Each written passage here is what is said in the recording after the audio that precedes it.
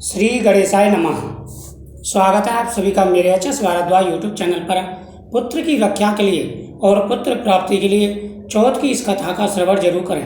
प्रतिदिन इस कथा को कम से कम 2 बार जरूर सुनें। इससे भगवान गणेश जी प्रसन्न होते हैं और पुत्र प्राप्ति का तथा संतान की रक्षा का आशीर्वाद देते हैं। किसी गांव में एक वृद्धा और उसका पुत्र रहते थे।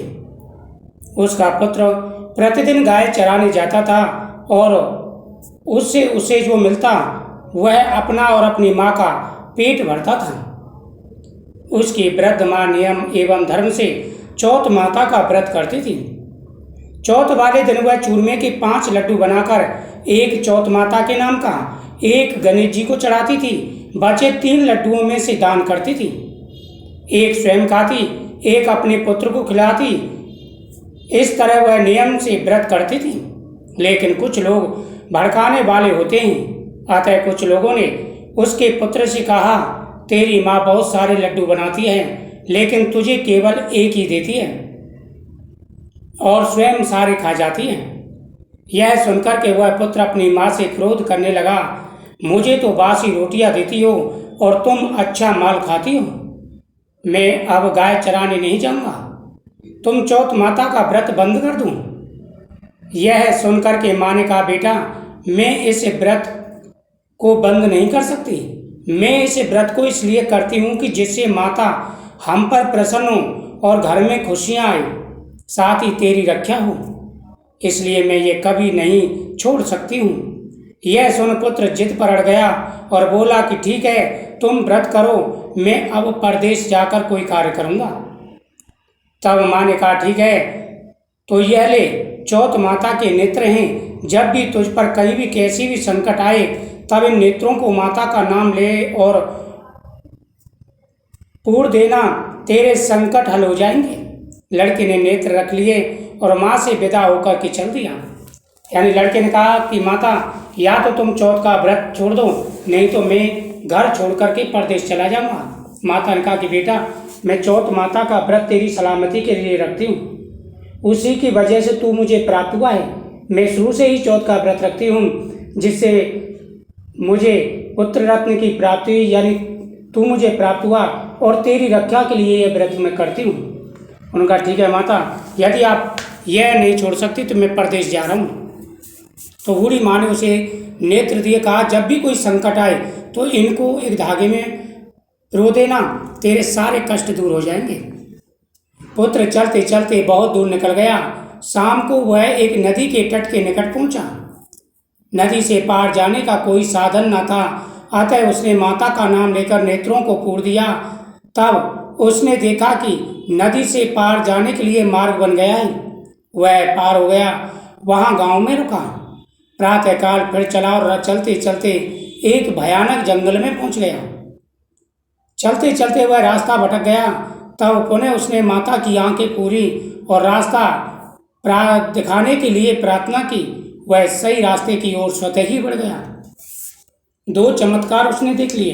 एक तो नदी से पार हुआ, दूसरा घने जंगल से उसकी रक्षा हुई। चलते चलते वह एक राज्य में पहुंच गया। इस राज्य में यह परंपरा थी कि यहाँ प्रतिदिन एक व्यक्ति की बलि दी जाती है। वहाँ राज्य में वह घूमता हुआ एक वृद्धा के यहाँ पहुंच गया और वहाँ रुकने के लिए वृद्धा से प्रार्थना की। वृद्धा ने उसे रोक लिया। अगले दिन जब वह उठा तो देखा कि वह वृद्धा रो रही है। कारण पूछने पर वृद्धा ने कहा कि इस राज्य में प्रजा में से एक व्यक्ति की बलि प्रतिदिन दी जाती है, अतः आज मेरे बेटे की बारी है, लेकिन मेरा तो एक ही बेटा है। तब वह बोला, अरे माँ जी, इसमें घबराने वाली कोई बात नहीं है, तुम्हारे बेटे के स्थान पर मैं चला जाता हूँ। यानी रास्ते में जिस वृद्धा माता के यहाँ पर वह रुका था, तो प्राचीन समय में, पहले समय में एक नियम होता था कि जैसे कोई राक्षस वगैरह होती थी या फिर किसी की बलि दी जाती थी, तो प्रत्येक घर से एक व्यक्ति की बलि दी जाती थी, वो भी जवान की। तो वहाँ वो रुका। उस दिन उस बुढ़िया के लड़के की बारी थी, वो रोने लगी और उसने सारी बात बता दी। उसने कहा कि माता, आप चिंता मत करिए, आपके पुत्र की जगह पर मैं स्वयं जाऊँगा। आप किसी भी प्रकार की चिंता मत करें, आपके बेटे की जगह पर मैं जाऊँगा। इसमें घबराने वाली कोई बात नहीं है, तुम्हारे बेटे के स्थान पर मैं चला जाता हूँ। वृद्धा बोली, ऐसा कैसे हो सकता है बेटा, तुम मेरे यहाँ मेहमान हो, परदेसी हो, मैं तुम्हें कैसे भेज सकती हूँ, तेरे प्राण संकट में कैसे डाल सकती हूँ। लेकिन जिद करने पर वह मान गई। लड़के ने भोजन किया और वृद्धा के लड़के के स्थान पर वह सो गया। निश्चित समय पर वह राजा के सैनिकों के साथ बलि के लिए चल ले गए।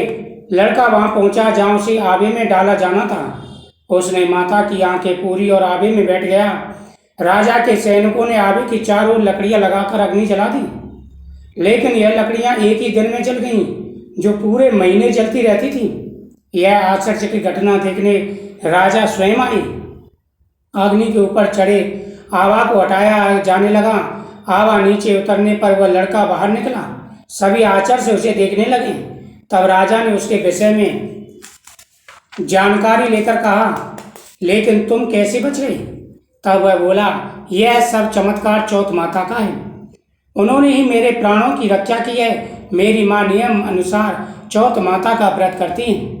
राजा को तब भी विश्वास नहीं हुआ और बोला, मैं कैसे मान लूँ, चौथ माता सच्ची है? लड़का बोला, चौथ माता बिल्कुल सच्ची है, आप चाहे जैसे परख सकते हैं। राजा की कोई संतान नहीं थी। राजा ने कहा कि तुम मेरे यहाँ पर रहो, जब तक संतान ना होगी। मेरे अगर पुत्र हुआ तो मैं मान जाऊंगा, लेकिन उससे पहले एक शर्त और रखी। मैं कैसे मान लूँ चौथ माता सच्ची है? लड़का बोला, आप बिल्कुल कोई भी उपाय करके आजमा सकते हैं। तब राजा ने घोड़े पर उसके हाथ और पैरों को बांधकर बैठा दिया और दूसरे पर स्वयं बैठकर बोला, जिस तरह तेरे हाथ और पैर बंधे हैं उस तरह मेरे हाथ और पैर बंध जाएंगे और तेरे खुल जाएंगे, तब मैं मान लूँगा चौथ माता सच्ची है। तब लड़के ने चौथ माता का ध्यान किया और कहा, हे माता, जिस तरह अभी तक मेरी रक्षा की है उसी तरह अब रक्षा करो। बस इतना कहते ही राजा के हाथ पैर जंजीरों में जकड़ गए। तब राजा भी चौथ माता के आगे नतमस्तक हो गया। कुछ समय के बाद में राजा के यहाँ पर सुंदर पुत्र पैदा हुआ।